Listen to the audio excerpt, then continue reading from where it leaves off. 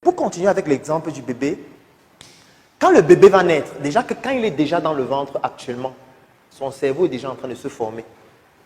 Ce que sa mère écoute comme musique a une influence sur lui. Ce que sa mère voit à la télévision a une influence sur lui. Il y a une expérience qu'on a menée avec la musique. On s'est rendu compte que quand une femme écoute une musique quand elle est enceinte, quand l'enfant naît, la musique la pèse plus facilement quand il pleure. C'est démontré scientifiquement. Ça veut dire que l'enfant en fait écoutait la musique dans le ventre. Je vais aller plus loin. Quand une femme est stressée ou a des problèmes psychologiques pendant sa grossesse, ça affecte l'enfant dans le ventre. Ce n'est pas pour rien que le stress est un critère dangereux qui peut entraîner un avortement. C'est parce que le stress a un impact sur l'enfant qui est dans le ventre encore. Et quand l'enfant sort maintenant du ventre, qu'est-ce qui se passe?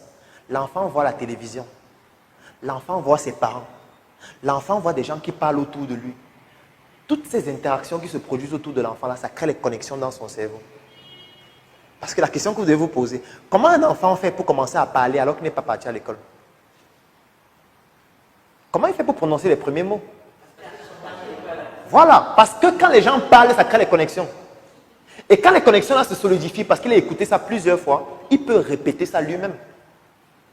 C'est pour ça qu'il ne faut pas dire n'importe quoi à votre enfant. C'est pour ça qu'il ne faut pas que l'enfant regarde n'importe quoi à la télé. C'est pour ça qu'il ne faut pas que l'enfant soit dans n'importe quel environnement, qu'il n'écoute pas n'importe quel type de musique. Parce que ça aura un impact dans sa vie future.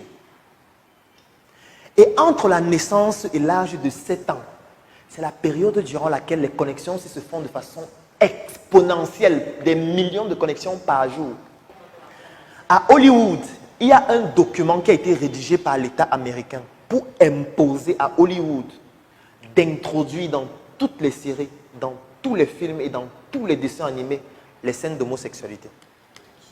Oui, il n'y a aucun dessin animé qui n'a pas de scènes d'homosexualité.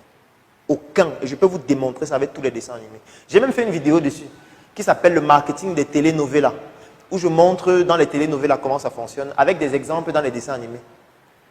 Il n'y a pas un dessin animé sans scène d'homosexualité, ça n'existe plus. Il n'y a pas une série où il n'y a pas des homosexuels, ça n'existe pas. Où il n'y a pas des travestis, où il n'y a pas des homosexuels hommes et femmes. Il n'y a pas un film sans homosexuels, ça n'existe plus. C'est obligatoire, ce n'est pas volontaire. Ils ne font pas ça volontairement.